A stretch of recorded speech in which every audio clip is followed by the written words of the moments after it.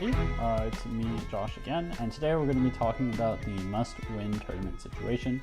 So it's a really common situation where, especially with the black pieces, and indeed all the games we're going to be looking at today are from the black side, it's a really common situation that people don't know what to do if they really badly need a win and their opponent is not so accommodating. And today we're going to be talking about some of the mindset and approach that you're going to be using when you're in a must-win situation. So the must-win situation can come about for a ton of different reasons. The one that for most people is the most pertinent and the most important is if you're playing for either some sort of prize or for an international master norm or grandmaster norm. Then in that case, it's definitely really important. If you need 1 point for your norm, then sometimes a draw can feel the same as a loss. And other times it's not as serious, and it's just because you want to preserve rating points playing against some low-rated player or something like this. So the first example is actually in the latter case, but the future ones will be in the more important situation.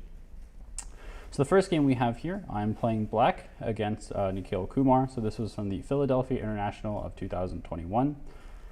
So in this case, I'm playing black against someone who's about 2,300 FIDE, so not so bad, but as we can see from the opening, white has elected not to play in the most ambitious way possible.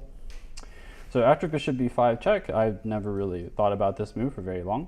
So very quickly, I determined that I do not want to play bishop d7, because after bishop d3, my move b6 looks a little bit silly, and my bishop on d7 is not doing a whole lot here.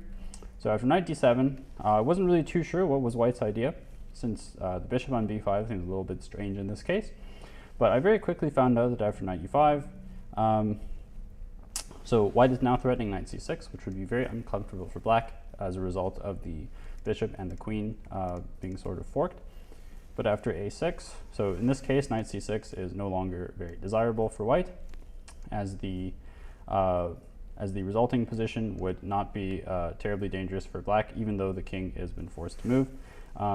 Probably even more accurate to take the bishop first, and after knight takes c8, I'd probably even take on c8 with the queen, and my pawn structure on the queen side is very imbalanced, and I'd be very happy to play this position onward.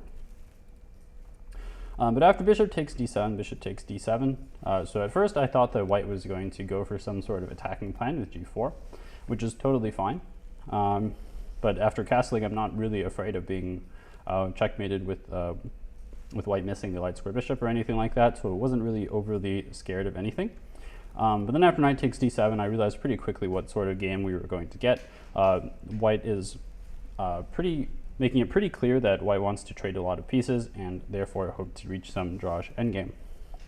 So of course, from a chess perspective, there's nothing particularly wrong with this strategy, since at the end of the day, everything is going to be equal, but it's definitely not something you are really enthusiastic to play against when you have the black pieces. So our first challenge here comes after the move c4. So basically white is announcing that white wishes to take on d5, and there black can choose between recapturing with the e-pawn, which results in a what we call the hanging pawns, pawns on d5 and c5 that are not supported by any neighbors, or taking on d5 with a piece and creating an isolated pawn on c5. So here this is already a source of a pretty tough decision for black. So in this case, black needs to decide what pawn structure to go for and what move to play, since the most obvious move for black that would try to maintain an imbalance, d4, would actually in fact just simply drop a pawn to takes and knight f3, as e5 is not possible in this position. So after c4, I decided that if I wanted to try to win the game, I probably do not want to take with a pawn. So the reason I made this decision is because after something like rook c8, takes, I figured that it would be very difficult for me to make any further progress in this position. I'm not 100% sure what my plan is going to be. White probably will play something like rook c1, and it's not the end of the world or anything, but it's very hard for me to make progress since c4 always gets met by pawn takes c4. And d4 will always get met by knight c4, as it will severely weaken the c4 square. So I decided fairly quickly that I want to take with a piece somehow, but probably not with the knight, since we can just input some further move like rook d8, takes, knight c4, and the white position is super solid here. So what I had realized was that if I want to maintain some form of imbalance and indeed try to win the game, the best way for me to do that would be by beginning with queen takes d5. So in that case, the only way to make an active plan after queen takes d5, well, queen takes d5 is a very ugly move because we are indeed leaving ourselves with two isolated pawns on c5 and a6.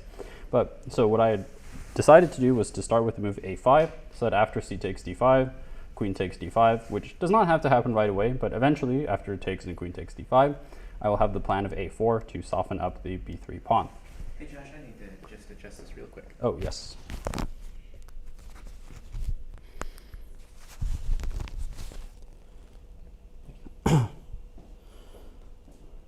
Better now? Oh yeah. Okay. All right, so after a5, rook c1, rook f d8. So now white decided to finally relieve the tension with c takes d5.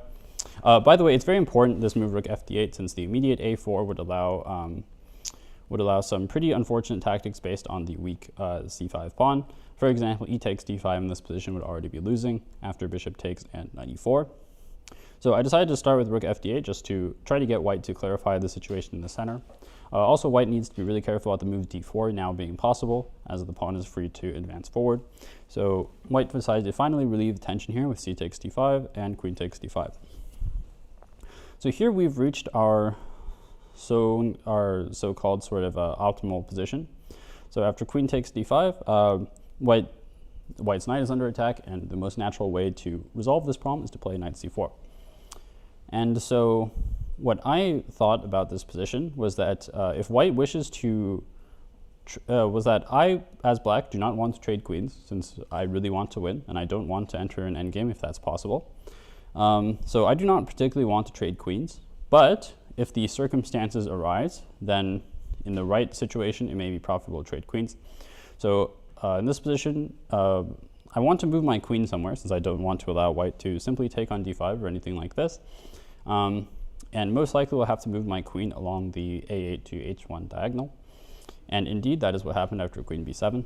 It's also possible to start with a4, and indeed this might actually be better. But more or less, I figured that I'm probably just not going to win here. It seems very difficult to make any progress. With such few minor pieces on the board, I think the b3 pawn is not going to become a serious issue, and indeed this endgame is extremely close to drawn. So even though the engine might tell you that this is the best move, it goes to show that this is not really relevant from a practical standpoint and does not help black to achieve his goal. So after knight c4, queen b7. So I'd anticipated that in this position, it's possible for white to play the move queen f3 and insist on a trade of queens. However, the doubling of the f pawns is very unfortunate for white, and indeed is not positionally desirable. So that's why I felt comfortable trading queens in this instance. I believe that white should probably play a move like queen c2 or queen e2. Either is probably fine, and just try to maintain some tension, given that the pawn structure is pretty similar. Most likely, black would play a4, and after pawn takes a4, black would eventually regain this pawn, and you'd have another equal position, but this one hopefully with a little bit more open-ended. But after queen f3, queen takes f3, pawn takes f3. I don't want white to take on f6, as the black bishop will end up being worse than the white knight in that case. So knight d5. And in this particular position, white can actually obtain an advantage, according to the computer, by playing a move that is really insane. I definitely would not have been very scared of the move a4. This position is roughly equal, but the weakness of the c5 pawn is more important than the b3 pawn, so perhaps the position is slightly preferable for white. But again, there remain imbalances here, and this is really important when you're trying to make sure that you win the game. So I don't think that this would have been terribly frightening. And additionally, this is very difficult to understand that since a4 is not, generally speaking, a desirable move for white in this sort of pawn structure. So for that reason, I think queen f3 is a pretty poor choice, because as we'll see in the game, if white proceeds normally, then black is the one who has the initiative. So in this position, we run into another sort of crossroads. So we've already achieved our main plan of playing a4, which is definitely a concession from white. So we've already made some improvement in our position relative to white's position.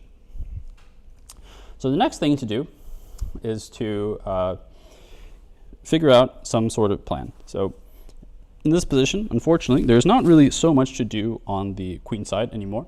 The queen side has been largely liquidated, and the a3 pawn is going to be very secure pretty much no matter what we do. So I decided to make some kingside expansion in this case. So I started off with the move f6. The move f6 has multiple purposes. The first idea is with king f7. And the second idea we'll see executed shortly after rook d2 with the move g5. So g5 is a pretty interesting move because the move, first of all, succeeds in severely restricting the white king side. So first of all, the move f4 is obviously not possible now because black would simply capture on f4. And if white wanted to play e4, then the move g5 helps to support a knight coming to f4. So after g5, it turns out that white is not really able to do too much about this move, and black is free to expand on the king side. So I decided that h5 was a good move to have included. At this point, I'm not yet sure if I actually want to play g4 at any point, but it seems fairly likely, and I don't have to make that decision until much later. So in the game, white played knight d2, maybe looking for some sort of knight e4 business, trying to target that c5 pawn, which can potentially become weak in the future. So rook b8. The rook no longer serves any particular purpose on the d file, so it's perfectly fine to move it away. Rook b1. And the next few moves show an example of what Jeremy Silman called cat and mouse in his book on endgames. So in this case, the specific moves for black do not particularly matter, but the important thing is that black is the person who has the initiative in this position, and this will not change over time. There's nothing white can really do to remove this initiative, so it's perfectly fine to just play slowly with moves like rook b6 and rook a8, just slowly trying to improve the position. Again, very important to not make any trades if it is at all possible. So in this case, white is definitely the person feeling the pressure. Although at the same time, it's not like white has done anything super terribly wrong. So with best play, white should still be able to equalize. In this case, I decided to start with g4, king g2, and king f7. So in this particular position, white is already facing a pretty tough situation. Although, again, black doesn't really have any super concrete threats or anything like that. It's very difficult for white to come up with a constructive plan, and indeed the situation is pretty difficult. What's up, bro? How are you? I'm good. Pepe Hands fighting the urge not to trade. Yeah, exactly. That's basically what I'm trying to do here. Although, obviously, I'm not stupid. I know that, if I have the black pieces and white plays perfectly, then there's not really too much you can do at the end of the day. But at the same time, I want to make this as difficult for the opponent as possible. And again, not trading is a big part of this. So after king f7, so what white should do here is that white should try to simplify the position as much as possible by taking on g4 and then preparing the move h3 by way of rook h1. And the truth is that black still definitely has a more pleasant position here, but at the end of the day, with proper defense, white should be able to more or less equalize.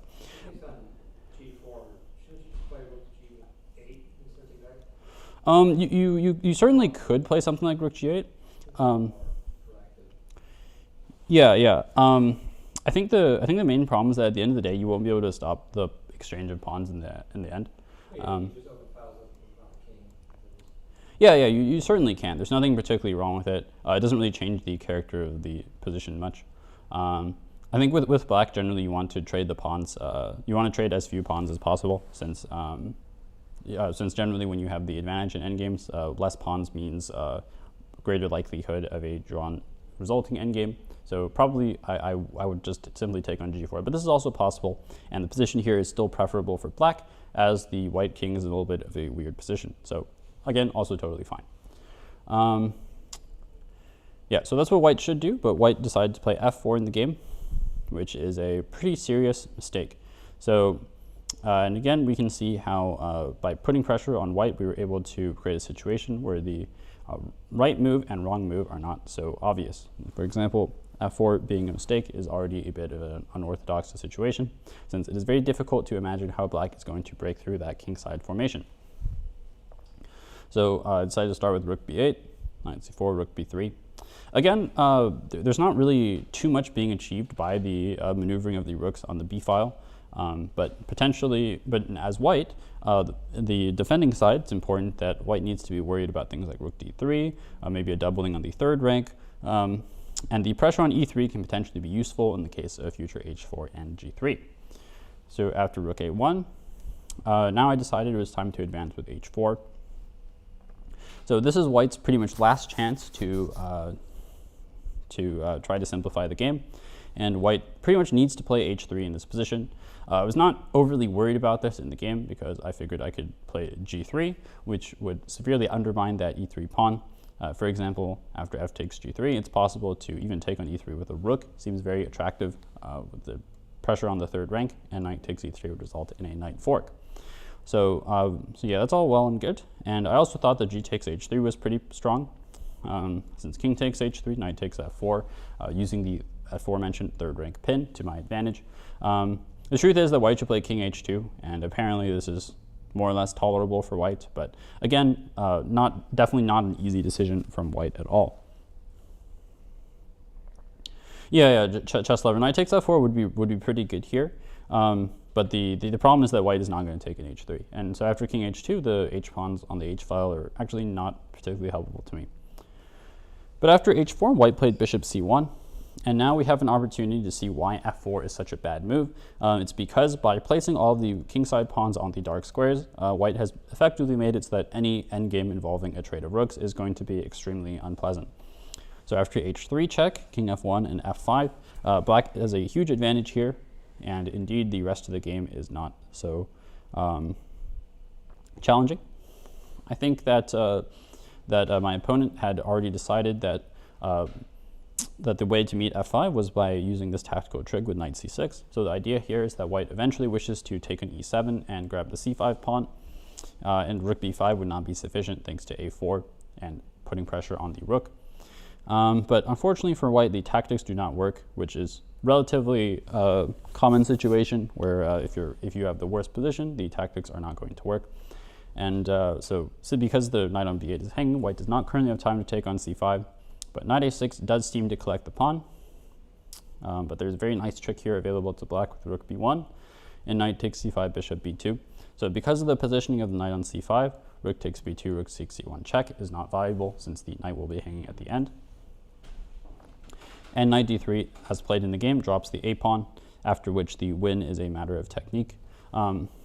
Even here, it's not particularly obvious how to break through, but the h2 pawn being so weak means that white is never going to be able to move the bishop on c1, and therefore black should be able to just slowly improve the position here after bishop d6.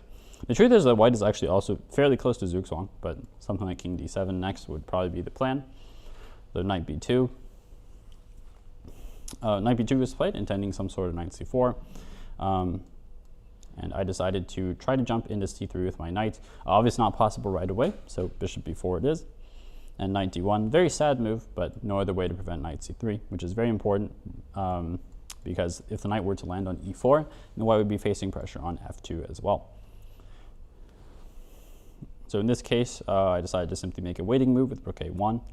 The specific moves here are not terribly important, but the move rook a1 was played to sort of avoid the rook being trapped on b2 by bishop b2. And white played bishop b2, hoping to expel the rook from the white camp. And black remains with a great position virtually no matter what happens, but bishop b2 does happen to drop a pretty funny tactic in the position. Perhaps somebody in Twitch chat or Tim in the audience would like to point out the way that black should play.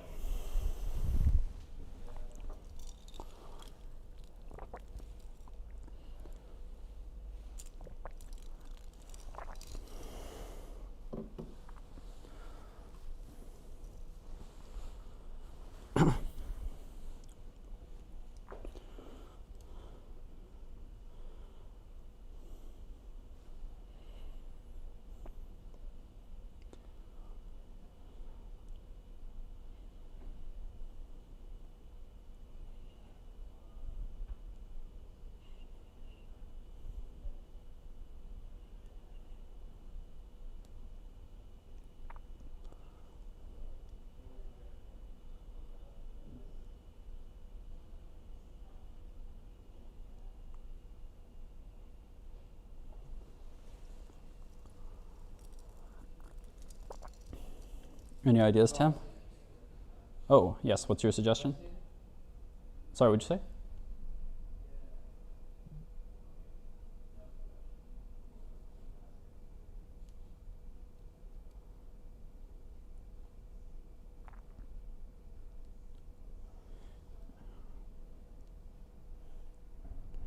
Yeah, so we got a couple of rook a2s in the chat. Rook a2 is fine, but it's not nearly as decisive as the move suggested by Garant Lee, that being g3.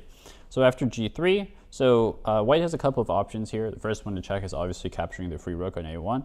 And after bishop takes a1, it turns out that the white pieces are not effectively placed to counter the h-pawn, and black is simply going to promote on h1. And with the new queen, the game will be over. F takes g3 is a little bit trickier to refute. But the key here lies in the bizarre constellation of pieces here, and indeed after rook takes d1, white is going to lose here, since after black trades the knight for the rook, the remaining pawns, as we pointed out before, remain all on the dark squares, and indeed black has several ways to win the game here.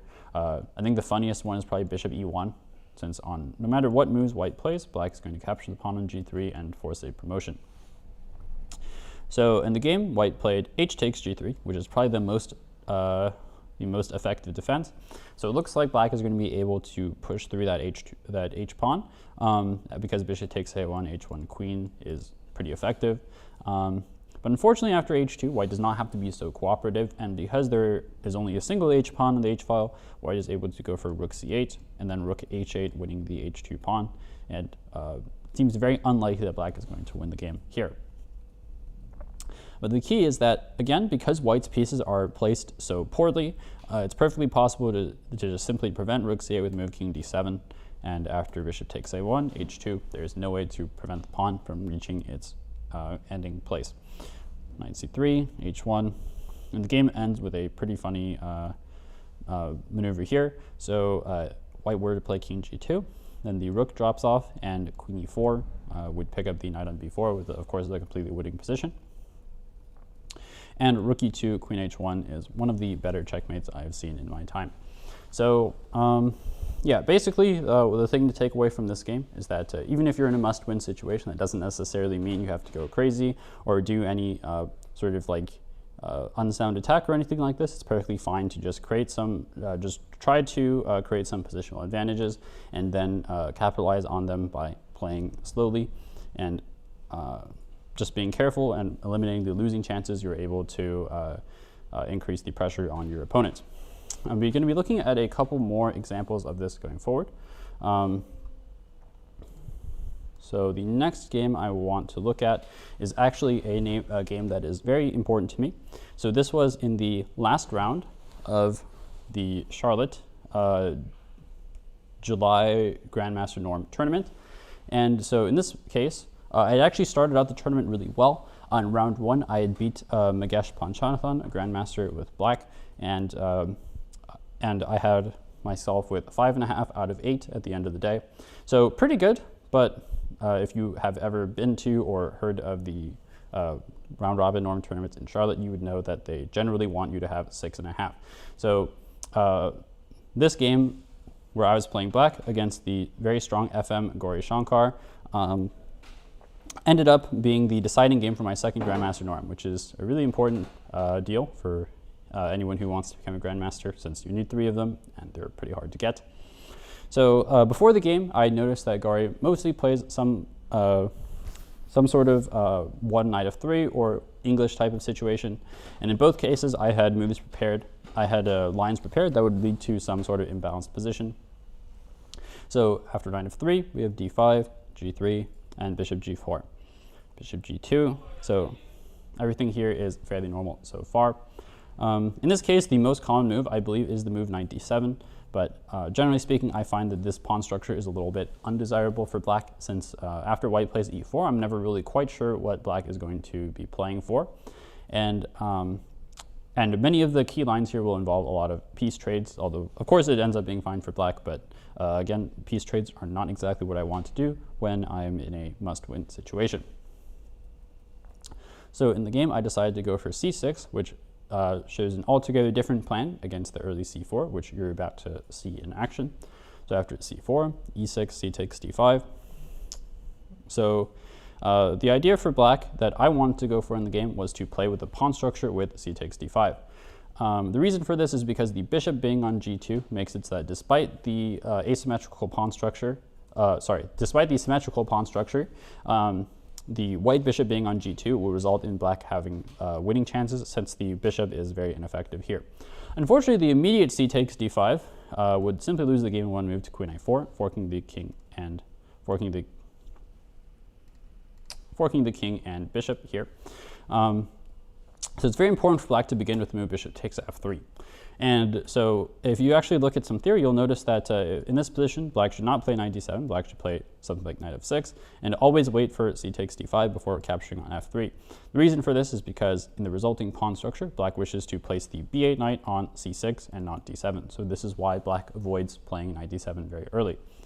So in the game, we have c takes d5, bishop takes f3, she takes f3, c d5, castles, and knight f6. So I've chosen this line for several reasons. Number one, I simply think it's a very good line.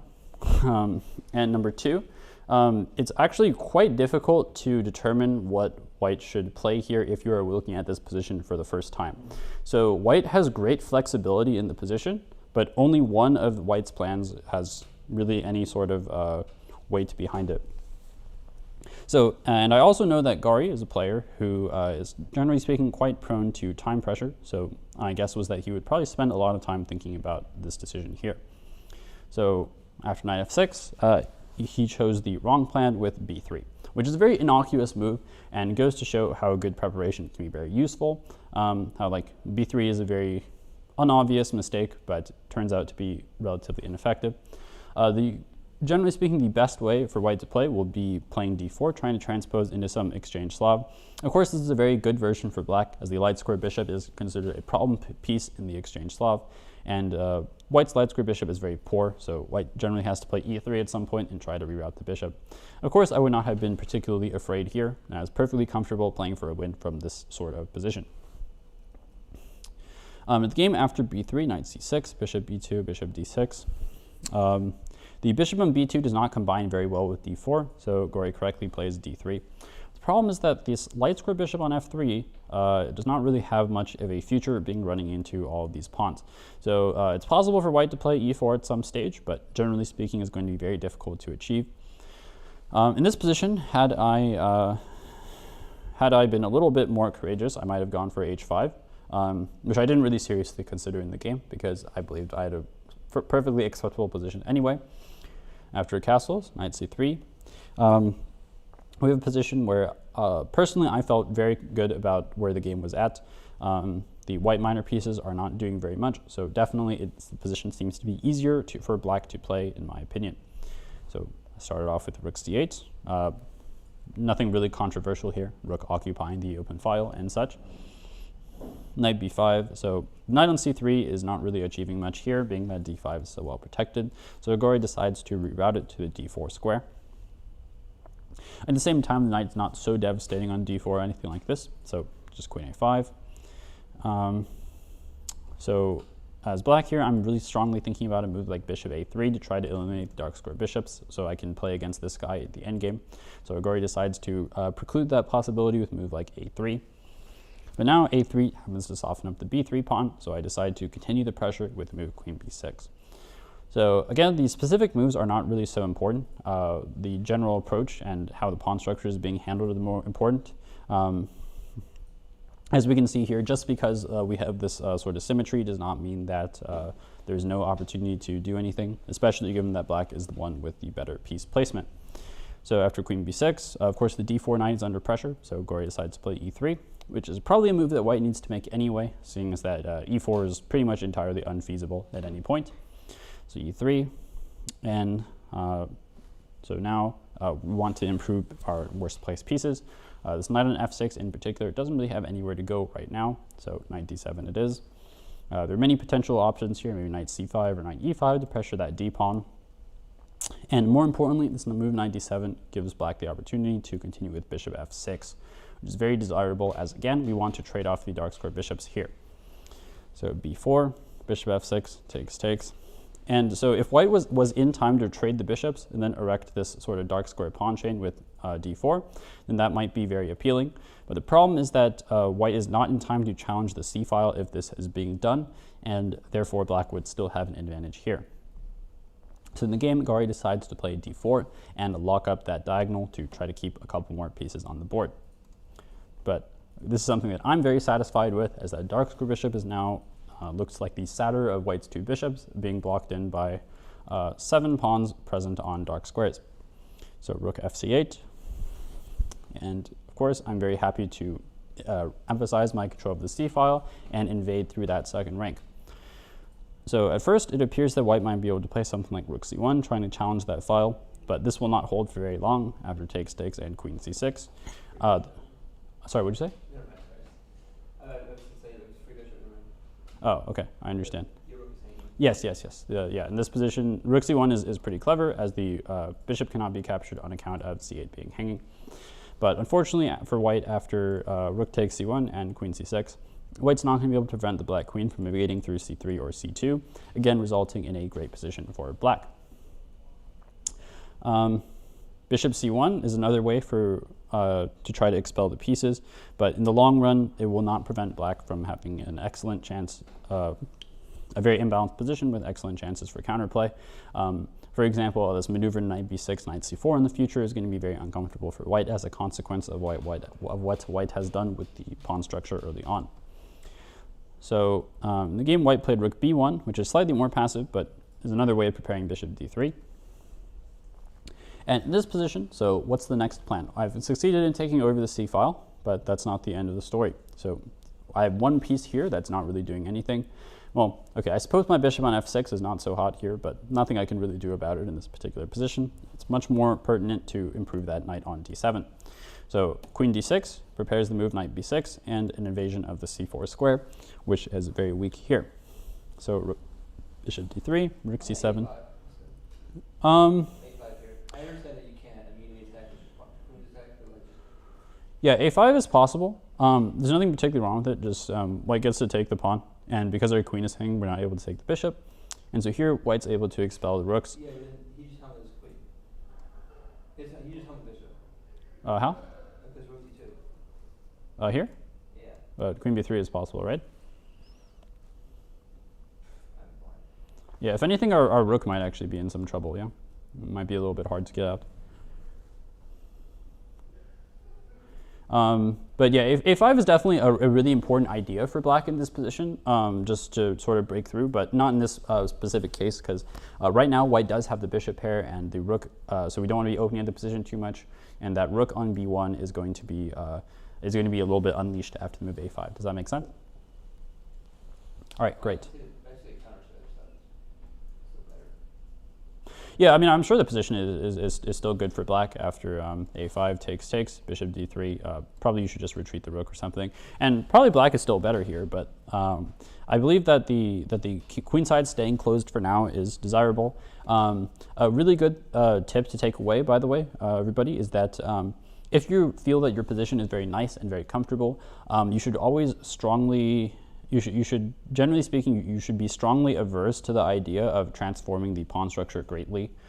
Even if this benefits you, you should always be careful that that you're not just much better in the original position. Since generally speaking, if your position is already pleasant, then you should try to just keep going with that. If it ain't broke, don't fix it, or something like that. So after rook b1, queen d6. So the closed position is working out very well for me. I have perfect control of the only open file, and just by improving my knight through b6 and c4, I'm going to reach a great position. So bishop d3, pretty much necessary to expel that very annoying rook from c2. Rook c7, queen e2. So now in this case, white is preparing rook fc1 to challenge the c file, which is perfectly fine with me. And indeed, this is how the game continued. Knight on c4 is super strong here, and not really too much white can do in order to remove it. So knight c4. So white has a choice here between either taking on c4 or simply waiting.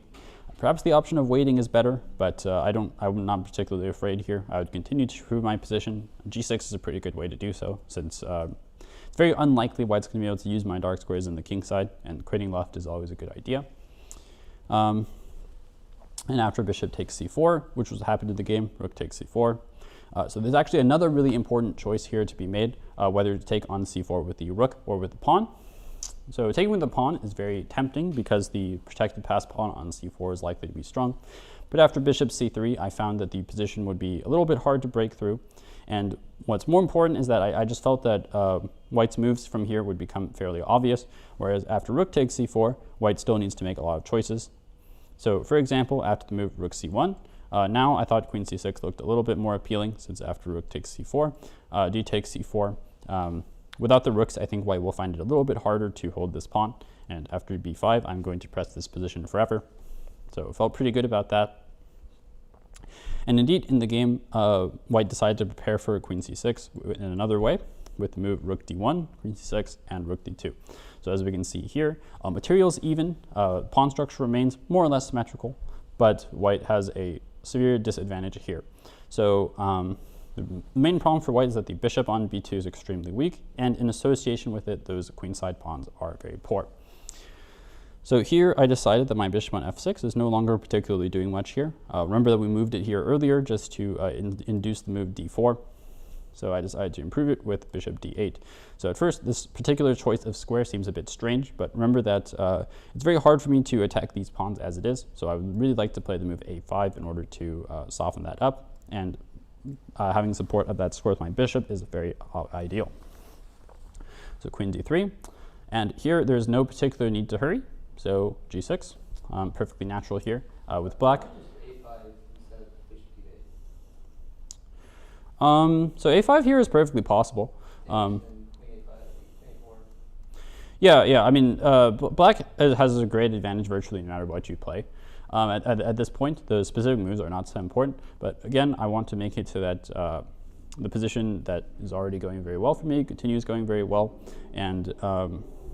And I can improve my position a lot because the thing is here that white cannot prevent me from playing a5 in the long run. So I might as well improve my position to the maximum first before doing that. So as you can see, I do play a5 pretty soon, but under much... a5 takes queen e4, then I don't see what he's even doing at this point. And then at this move, I guess he just makes a waiting move or something. And then bishop e7, like just piling up at all, like just holding them all hostage. Yeah. I mean, you'll see something very similar ends up happening in the game, actually. That's why I just thought bishop d8 was like an unnecessary support for you don't really tend to play. I mean, I would never tend to trade if you played a4. Well, I mean, like for example, if I play bishop d8 and white makes a move like king g2, then like for example, this would not be possible for white because rook c2 wins a piece. So first of all, it does make a5 a lot stronger. And secondly, white cannot do anything about it. Like white cannot prevent me from playing a5. White cannot change the configuration of pieces on the queen side very much, right? So then I don't really have anything to lose from just playing like g6 and improving my king a bit before playing a5. Does that make sense? I don't see the final tactic because I did not see bishop c2 at the end. Rook c2 at the end. Mm-hmm. Yeah. I mean, again, it's not even like super necessary. It's just that like there's no reason to open up the position and make it a little bit easier to play for white immediately, rather than just holding the position still. Because in this position, white cannot make moves. White cannot like make moves that appreciably make progress, as you'll see in the game. I mean, my opponent's a pretty strong FM, pretty close to 2400 FIDE, and he decided that queen d3 and rook e2 was the best way to improve the position because there is no way to improve the position available. Does that make sense? Yeah, I was just assuming he was going to go bishop d8 and then he was probably like queen d1, and then he's holding you off from sliding into a5 queen. Yeah. I mean, it's certainly possible. Stop saving yourself in that tactic after you play a4. So I know it's dragging past at this point, but bishop d8, queen d1. Sure. Yeah, and then a4, I guess, or a5. Well, a4 hangs the b pawn. No, black plays a4. No, well, I was thinking bishop d8, queen d1, black plays a5, and then. Well, sure, but I have no particular reason to play a5 right away, right? I might as well just. This is a useful move. It creates left, right? So I'll just play g6 first, and I'll think about it. Position is if white is playing that. That's no big deal. I don't think it makes a difference either way. I just thought this is the line that I was scared of, not a line that I look forward to. But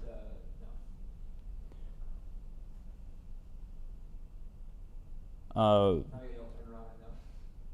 Wait, oh no, just like, do you have like a further question or? No, that's it. I was just looking at other lines, but they don't work. Okay. Yeah, I mean, the thing is, like, white doesn't really have any active plan. So, like, before making any sort of breakthrough, it's just, like, really generally useful to just, like, make these little improving moves. Like, I mean, as we said before, this bishop is not particularly useful in f6. And like, I want to make luft for my king at some point, so g6 is useful. And from here, after rook e2. So a5 in this position is fine, but not immediately necessary. So I started with queen b5 in the game, just creating a cheeky little threat of rook c1, as well as rook takes b4, making use of this diagonal. So white queen is forced to move away with queen d1. And now after a5, pawn takes a5, bishop takes a5, we can see that the black bishop has entered the game rather than being stuck on f6. So after king g2, again, we have another case where not really anything for white to do, so why not start with king f8. King f8, h4, king e8.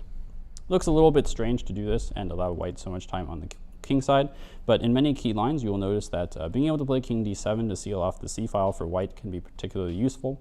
So I decided to start with move rook c6. So this move rook c6 allows potential for queen c4, and then later perhaps rook b6 or something like this. Many possibilities, but the rook is no longer doing too much on c4. And in the game, white continued with a4 to try to free the position a little bit, but after queen b4, takes. White is pretty much only left with the idea of bishop a1 to try to occupy the b file with the rook. But after queen c4, turns out that rook b2 is not so strong for a reason. I think probably queen c1 is the move. Yeah, I think queen c1 is pretty strong there, since exchange of queens is very good for black. So white continues with bishop b2, just trying to prevent that exchange of queens. And now, so white wishes to place the bishop on a3, and I decided to prevent that with bishop b4. So big component of how to play in this sort of position is to prevent white's counterplay as much as possible. So after bishop b4, what white should do in this position is play bishop a1 back. And of course, this is very much not what white should be really excited about playing. So instead, white decided to make a mistake by trying to quote-unquote improve the position with f3, intending e4. After bishop d6, e4, rook a6. So the a pawn is very weak. So white concocted this e4 takes d5 plan to get my queen off it. But unfortunately, the cost is a little bit too great. The white king remains extremely weak on g2, and the black queen on d5 is absolutely dominating the position, blockades the d4 pawn, puts pressure on the king, and looks at the queen side as well. So after bishop c1, now, funnily enough, the correct square for the black rook, where it puts the most pressure on all of white's targets, is again c4. So rook returns to c4. And so if white wants to trade the bishops with bishop f4, which would be positionally desirable for white, unfortunately in this case the cost is a little bit high, as after rook c4, white will be dropping a pawn very soon in the near future. So Gauri decides to go for a bishop e3. At this point in extreme time trouble, just trying to hold everything together. Rook c3. So this move is a little bit better than rook c4, as d4 is now protected. And I'm instead actually eyeing the f3 pawn, as well as looking at rook a3 to get behind this a4 pawn. Queen d2, rook a3.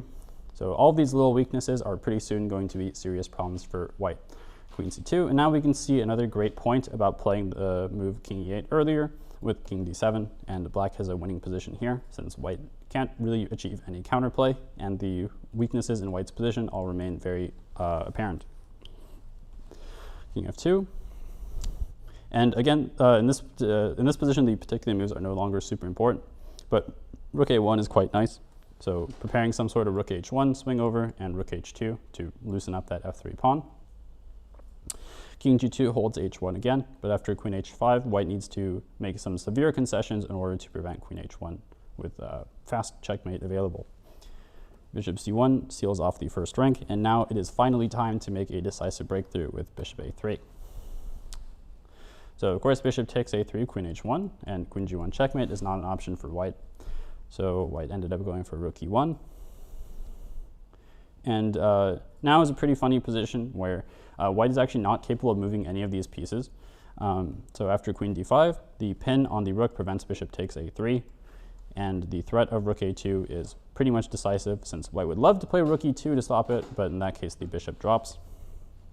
So in the game, with just a couple of seconds on his clock, Gauri finally plays rook d1 and resigned after rook a2, winning the white queen.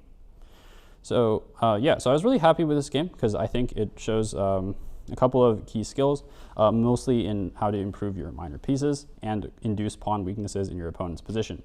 And both of these are really key components to trying to win these sort of equal or symmetrical positions. It's really important to do. And even the opening preparation back then is extremely integral to winning this game. Okay, so with 10 minutes left. I'm not sure how much we can do of the remaining games. Okay, I think we can go really quickly through this one. Since this is a really important game, so in this game I was playing black against Grandmaster Daniel Naroditsky. So in this game we're going to be talking about how to play for a win in the case when your opponent also wishes to win the game. So Grandmaster Daniel Naroditsky, being higher rated than me, natural has an instinct to win against me, and especially given that this is the last round of the 2022 US Open, and the winner would have a strong chance of going to the US Championship. This was a very important game for both of us. So previously we've looked at cases where a weaker player is very intent on making a draw with white, but in this case we're going to be looking at a really dynamic game where there are plenty of chances for both sides and some amazing tactics along the way. So in this case, I didn't really have too much time to prepare, but I decided to just go for what I feel is the most comfortable. And so if you know that your opponent is going to be trying to beat you, it's always very useful to just play into what is most comfortable for you. So I go for the Sicilian con, my favorite opening, of course. So after a6, bishop d3. So this is one of the more trendy lines these days. And after bishop c5, knight b3, bishop a7. Yeah, the opening moves are not really that important, so I'm not going to go over them in too much detail. But essentially with knight on c3, b5 is generally strong to create some sort of threat at b4. So after castles, b4, knight a4, d6, and e5, we've come to the end of my preparation, which is a half lie because I definitely know more moves than this, but judging from the game, you would find that hard to believe, given that my next move is actually a gross blunder that loses the move in one game, loses the game in one move. So in this position, black is actually facing a lot of pressure along the d file. So the best move in this position is move knight d5. And the key is that this move d6 allows an eventual bishop d7, trying to capture the knight. And the other good move in this position for black is d5, with a very similar idea, just trying to play bishop d7 and eventually pushing the a pawn with very complicated position, strong attack for both sides. But in the game, I decided to start with move bishop d7, so I had mixed up my preparation. So unfortunately, after bishop d7, I realized a couple of things were wrong. So I was thinking, so the most obvious move for white is the move e takes d6, after which I had intended bishop takes e3, queen takes e3, and knight d5, hoping to win the knight on a4. Unfortunately, there are like 50 problems with this line. So after bishop d7, so the reason e takes d6, bishop takes a4 is not appropriate for black is not because of d takes e7, after which I believe I'm relatively happy with the state of affairs, but after the move bishop g5, the pin on the e7 knight is completely decisive here, since I cannot eliminate the d6 pawn on account of a discovered attack. So after e takes d6, I'm forced to play bishop takes e3 check, but unfortunately, Naroditsky actually did take on d6 in the game, when by flipping the move order around with bishop g5, white would pretty much instantly win the game, since bishop takes a4, e takes d6 would again lead to that position where the pin is decisive. And a move like d5 can lose in a ton of different ways. Probably knight ac5 is the simplest and the best. Queen h5 is also very convincing, since g6, queen h6 is definitely not an option for black. And h6, bishop takes h6 is quite promising as well. So definitely a close call there, but after e takes d6, I'm very lucky to have this opportunity with takes and knight d5. Although to judge it as winning for me, which I originally did, is completely false. So after queen e4, it's very tempting to play the move f5, which would gain a tempo on the queen as well, in addition to threatening that on a4. But the truth is that I'm not able to take an a4 because the e6 pawn is hanging, and with it goes the d5 knight. So I'm forced to play the move g6 and simply beat down a pawn. So this is a good moment to stop and take stock of what has happened so far in the game. So it's definitely a not ideal situation. So I'm playing against a Grandmaster who's rated above 2600, is a very strong player, and very quickly I've reached a situation where I'm down a pawn. However, in this position, what I realized was that my plan is actually fairly obvious, and White's plan is much less so. So in this position, I am down a pawn, but I have a lot of compensation in the form of this a-pawn run. So after a5, we'll notice that the run of the a-pawn is going to be very annoying for White. Essentially, after a4, which gains a tempo on the knight, I want to play a3 and soften up the queenside structure for White.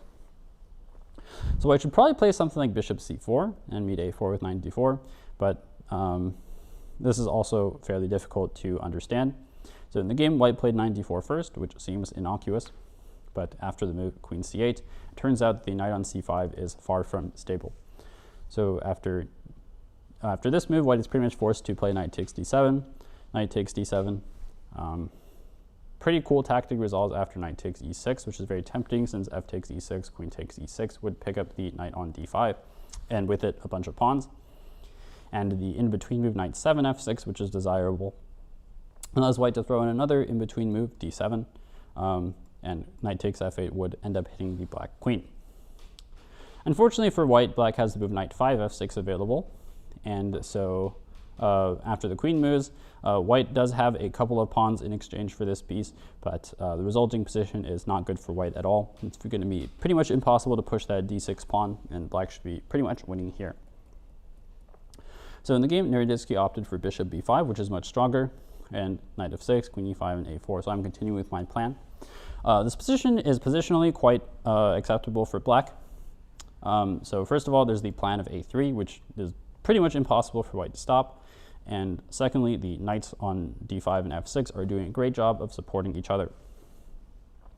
So in this position, White's only way to achieve a real advantage would be with the very bizarre move knight c6. So in the game, I had already dismissed this move fairly quickly, as after queen b7, the b5 c6 complex appears to be very weak. But in truth, White has this amazing sequence beginning with rook takes d5 and rook d1. So I'm not able to capture the bishop on account of knight e7 check when my king is out of squares, so I would end up dropping my queen. And so therefore, I'm forced to let this stay present, and after knight d4, this position is pretty much losing for Black, or losing a strong with the position is pretty tough for Black, since White will regain the exchange either on e8 or on a8. Although after a3, the position does remain very complicated. So we have rook d3 in the game, which is much more natural move, just directed against a3. So rook d3, and now I have a chance to prevent White from going for this knight c6 move once and for all with rook a5. So the pressure on the White bishop is extremely painful. White doesn't really have any great opportunities to move it away.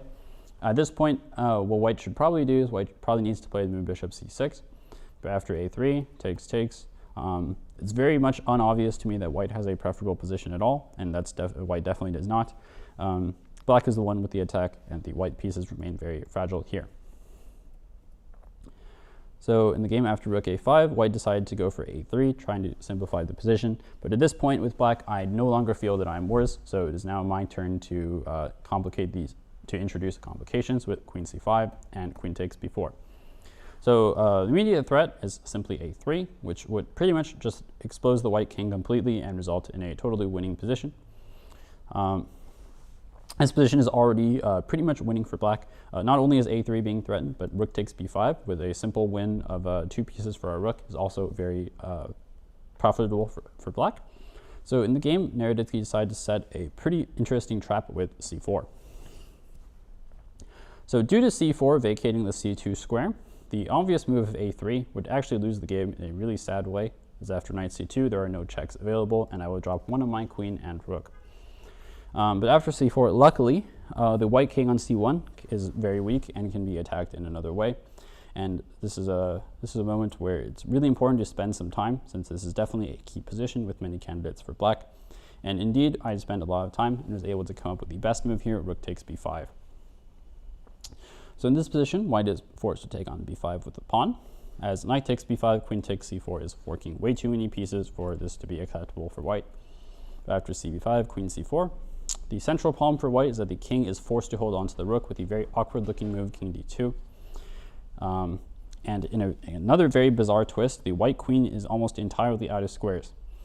So for example, queen e4 allows knight c5 with a double attack on the queen and rook. Queen g3, knight c5 is another double attack with knight e4 check and knight takes d3. In a move like queen e1, knight c5, the rook is not able to escape as it needs to hold on to the knight on d4. So the white queen being out of squares ends up going to e2. And so after queen e2, knight f4, we have another fork here between the queen and rook, queen e3.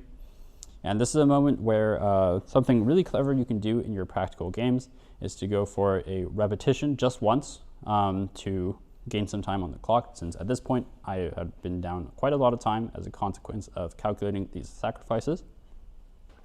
So indeed, I decided to repeat the position once, and at this point I think my opponent would have been very happy to make a draw, but of course I'm not going to do that. So I decided to repeat the position again with knight takes g2. In this case, I'm not particularly scared of queen f3, so after knight e5, queen e4. This might have been a better continuation for black, but at the end of the day, I'm able to pick up that d6 pawn and achieve a more or less winning position. Queen e2, knight f4, knight d5, queen b4 check, king c2. But unfortunately here, I faltered. So in this position, I decided to play knight f4 and achieve a very similar position to the one we just looked at, picking up the d6 pawn. And again, this is pretty much winning. But it's very important when you're playing someone as strong as Naroditsky, or just in general if you're playing someone who also wants to win the game, that you do not give them any chances to come back. And indeed, in this position, black is able to immediately crack the defense with the move a3. It looks a little bit strange, but again, the rook is not able to let go of the knight on d4. And pawn takes a3, rook c8 is completely not acceptable. The king is no longer able to hide on b1. There are actually several moves here that are better than what I played, but to make a long story short, a3 is the most decisive of them, and yeah, those unfortunate situation. So in the game, this ended up happening, but again, black should still be winning here with best play. So this position is actually quite tough in order to win a game or anything like this, just because my pieces are a little bit frozen here, and the white pawn on b5 ends up being quite strong. So knight e5 was played. So the double attack on the rook and knight forces me to make a trade, which is not what I want to do. And we're going to see here why Naroditsky is so strong. He is able to convert that position where he was getting pretty much checkmated immediately into a position where we reach a rook endgame. And well, they do say that all rook endings are drawn, and indeed that is how the game ended up, sadly. Rook takes a4. So this position is already quite difficult for black to handle. I believe the correct way for black to play actually begins with king f8, and then rook h5 to try to pick up the h2 pawn, but why that's so important, don't expect me to be able to explain. Rook f5. So rook f5 is played because I don't want white to play b4, and in this case that would drop the f4 pawn. So rook c4 is forced, king f8, b4, king e7, king b3, king d6. So these moves are fairly natural, and you can see the other point of rook f5 is that by putting pressure on f4, I'm able to coerce white into letting me create some connected pawns on the king side. Unfortunately, I missed out on some opportunities to go for some even more amazing tactics. For example, in this position, it's already possible to start with the insane move f4, sacrificing the pawn to collect the b6 pawn, which should result in a winning position for black. Instead, h6 appears much more natural, just preparing g5. But here Naroditsky makes a very clever move, rook f4. So not only is g5 prevented, white is actually threatening h5 himself, which would be extremely uncomfortable for me as I do not want to ruin my pawn structure and give up the f5 pawn. So in this position, I had calculated the move king c5, which appears very natural.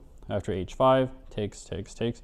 Unfortunately, I did not realize that this endgame is winning for black, which it actually happens to be with best play. But very abstract, and white should be very happy to reach such an endgame given the situation from before.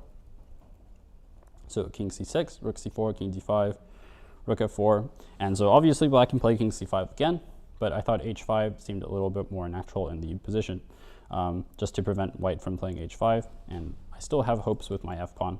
Not a move I'm terribly thrilled to play, but I didn't really feel that there was another choice available. And after rook f1, the final chance to win the game crops up with, again, the beautiful move f4. Since rook f4, king c5, again, wins the game for black. Unfortunately, I played king e4, and white ends up with a little bit too much time, is able to pick up the g6 pawn, and we made a draw. So perhaps you might be asking me, why is it that I'm using a game which I drew in the must-win lecture? So first of all, I probably should have won this game, but of course that holds no weight in the world of chess. But I believe that what was important here was the fighting spirit in the middle game, not willing to give up once I realized that I had messed up, and by creating a sort of counterplay on the white king in this position, even though I was down a pawn, I was able to reach a situation where my opponent obviously felt uncomfortable. And that's another great advantage of going for a sort of comfortable opening or pawn structure when you are in a must-win situation, as you're likely to understand it a little bit better than your opponent. And indeed, the way the game went, I was able to outplay him from that position, despite the fact he's overall a much stronger player than me, and achieved a winning position, which I should have been able to convert if I was a little bit sharper that day. Okay, so I think that's pretty good for today. We are a little bit over time, but more importantly, I believe that the material covered today was of substantial quality. So, all right, so we're doing really well, and yeah, I think that's it for today. Thank you so much for watching, everybody, and Tim. Yeah, I'll see you next time. Bye.